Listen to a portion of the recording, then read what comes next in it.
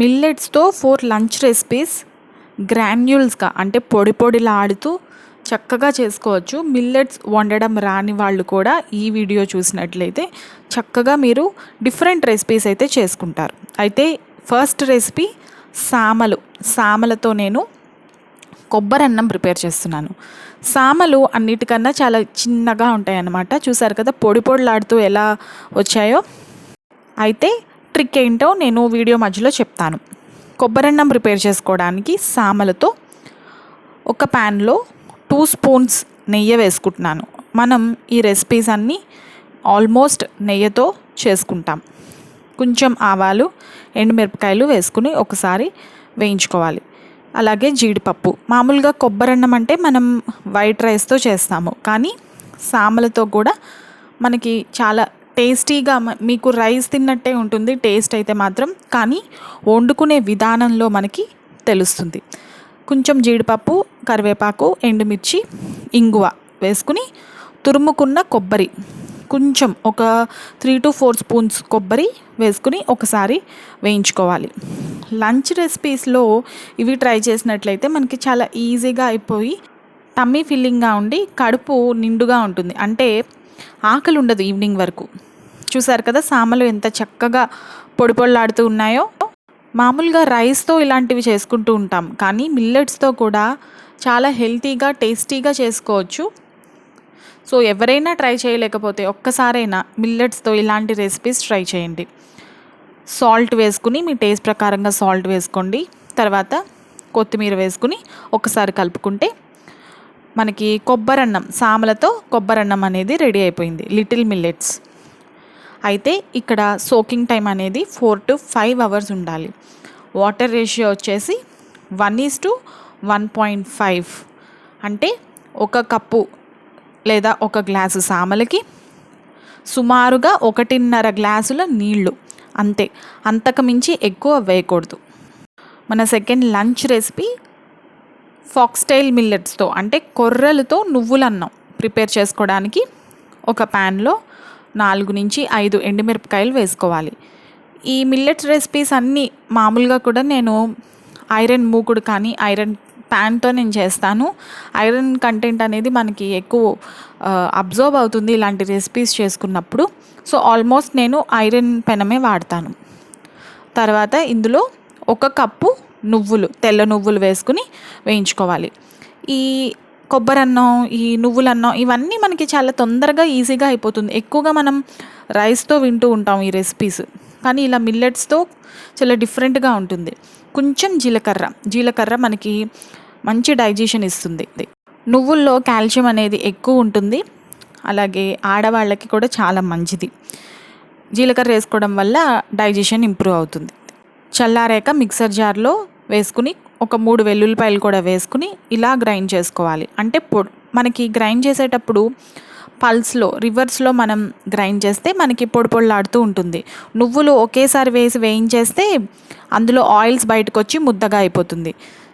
ఇప్పుడు ఒక ప్యాన్లో కొంచెం నెయ్యి వేసుకుని జీడిపప్పు వేయించుకున్నాక కొర్రలు ఏవైతే ఉడికించుకున్నామో అవి వేసుకుని కరివేపాకు అన్నీ వేసుకోవచ్చు. పోపు దినుసులు ఏం కావాలంటే అవి వేసుకుని ఉప్పు వేసుకుని మనం గ్రైండ్ చేసి పెట్టుకున్నాం కదా నువ్వుల పొడి, ఒక 3 స్పూన్లు నువ్వుల పొడి వేసుకోవాలి. మిగతా పొడి మీరు స్టోర్ చేసి పెట్టుకోండి. ఎప్పుడైనా సరే మీరు చక్కగా కుక్కర్లో 2 విజిల్స్ వచ్చేంత వరకు మిల్లెట్స్ ఉడికించేసుకున్నారనుకోండి, ఇలా నువ్వుల పొడి రెడీగా ఉంటే అప్పటికప్పుడు మీరు ఒక 5 to 10 మినిట్స్లో మీకు లంచ్ రెసిపీ అయితే రెడీ అయిపోతుంది. చూసారు కదా ఎంత చక్కగా ఉందో. పొడి పొడిలాడుతూ కొర్రలతో సామలతో కూడా మనం పొడి పొడిలాడుతూ చేసుకోవచ్చు. మామూలుగా సామలు కొర్రలు కొంచెం ముద్ద అయ్యే స్వభావం ఉంది. కరెక్ట్గా వండుకుంటే మనం ఏ మిల్లెట్తో అయినా చక్కగా పొడి పొడిలాడుతూ చేసుకోవచ్చు. మనకి పొడి పొడిలాడుతూ ఉంటే తినడానికి బాగుంటుంది. అందుకనే మ్యాక్సిమం మీరు ఎక్కువ వాటర్ వేయకుండా కరెక్ట్గా సోక్ అయ్యి చేసుకోండి, చాలా టేస్టీగా ఉంటుంది. మన థర్డ్ రెసిపీ చూస్తారు కదా ఫోటో రూపంలో. ఈ రెసిపీ నేను ఊదలతో చేస్తున్నాను. ఊదలతో మీరు పులావ్ అనొచ్చు, ఫ్రైడ్ రైస్ అనొచ్చు, ఏమైనా అనుకోవచ్చు. అయితే రెసిపీ చూద్దాం. దీనికి ముందుగా నేను ఆల్రెడీ వీడియోలో చూపించేటట్టు ఉల్లిపాయ ముక్కలు, బీట్రూట్ ముక్కలు సన్నగా తరిగి పెట్టుకున్నాను. తర్వాత కొంచెం ఆయిల్ వేసుకుని జీలకర్ర, అలాగే బిర్యానీ ఆకు, తేజ్పత్రి అంటారు కదా, అది వేసుకున్నాను. ఒక 4 నుంచి 5 మిరియాలు వేసుకుని తరిగి పెట్టుకున్న ఉల్లిపాయ ముక్కలు, బీట్రూట్ ముక్కలు, అలాగే ఇక్కడ నేను స్వీట్ కార్న్ కూడా వేసి ఒకసారి బాగా వేయించుకుంటున్నాను. స్వీట్ కార్న్ వేయడం వల్ల చాలా టేస్ట్ వస్తుంది, మంచి ఫైబర్ ఉంటుంది. ఇంకొక హైలైట్ టేస్ట్ ఏంటంటే ఈ రెసిపీకి ఒక మిక్సర్ జార్లో కొంచెం కొత్తిమీర, అలాగే పచ్చిమిర్చి 2-3 పచ్చిమిర్చిలు వేసుకుని కొంచెం ఉప్పు వేసుకుని మిక్సీ పట్టుకున్నాను. సో ఏదైతే మిక్సీ పట్టుకున్నానో ఆ పేస్ట్ని ఒక 3 స్పూన్స్ ఆ పేస్ట్ని వేసుకుని ఇందులో ఫ్రై చేసుకుంటాను. మీరు ఈ పేస్ట్ని ఎయిర్ టైట్ కంటైనర్లో స్టోర్ చేసుకుంటే 1 వీక్ వరకు మీరు చక్కగా యూస్ చేసుకోవచ్చు.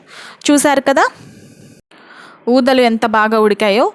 మనకి ఈ ఫ్రైడ్ రైస్ లాంటివి ఇంకా ఏదైనా పొడి పొడిలాడుతూ ఇంకా బాగా రావడానికి కరెక్ట్ మిల్లెట్ ఏంటంటే ఊదలు, అరికలు, బన్యాడ్ మిల్లెట్, కోడో మిల్లెట్. చూసారు కదా ఎంత బాగా ఉడికాయో.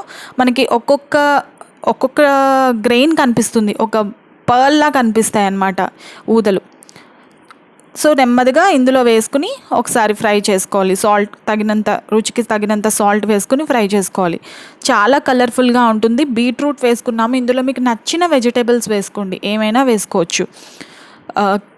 క్యారెట్ వేసుకోవచ్చు, క్యాబేజ్ వేసుకోవచ్చు, క్యాప్సికమ్ వేసుకోవచ్చు. నచ్చిన వెజిటేబుల్స్ వేసుకుని, vegetables and millets great combination for stomach filling. లంచ్లో, డిన్నర్లో ఇవి మంచి రెసిపీస్ అని చెప్పచ్చు. సో వేడిగా ఉన్నప్పుడు సర్వ్ చేసుకోండి. మన 4th లంచ్ రెసిపీ పులిహోర. పులిహోర అంటే ఇక్కడ నేను నిమ్మకాయతో కానీ చింతపండుతో కానీ చేయట్లేదండి, మామిడికాయతో పులిహోర. అండ్ వాడిన మిల్లెట్ ఏంటంటే అరికలు, కోడో మిల్లెట్స్. ప్రిపేర్ చేసుకోవడానికి ఒక 2 స్పూన్స్ ఆయిల్ వేసుకుంటున్నాను.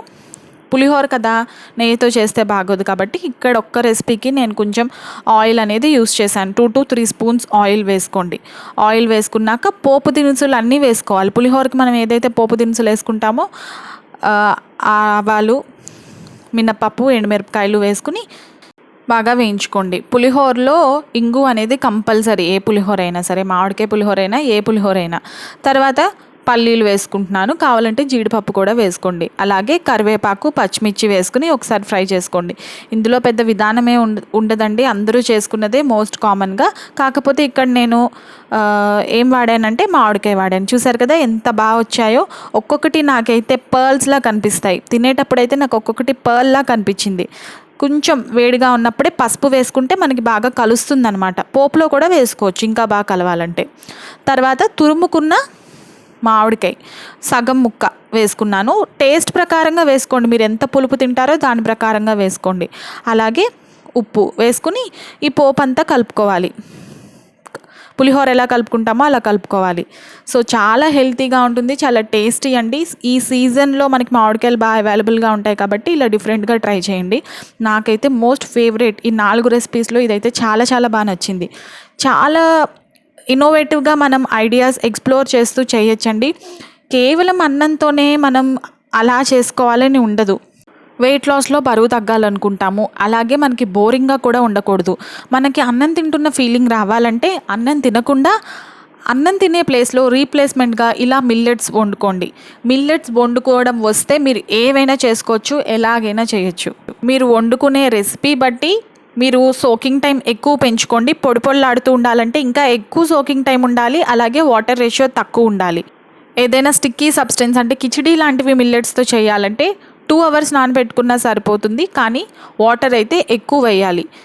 ఇదేనండి ట్రిక్ ఈ మిల్లెట్స్ మనం వండుకోవడానికి.